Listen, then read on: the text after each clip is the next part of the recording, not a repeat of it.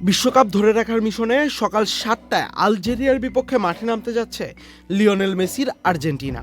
2022 কাতার বিশ্বকাপের champion Argentina FIFA র্যাঙ্কিংয়ে রয়েছে 1 নম্বরে। টানা দ্বিতীয়বারের মতো বিশ্বকাপ জয়ের মিশনে আর্জেন্টিনা নামছে আলজেরিয়ার বিপক্ষে।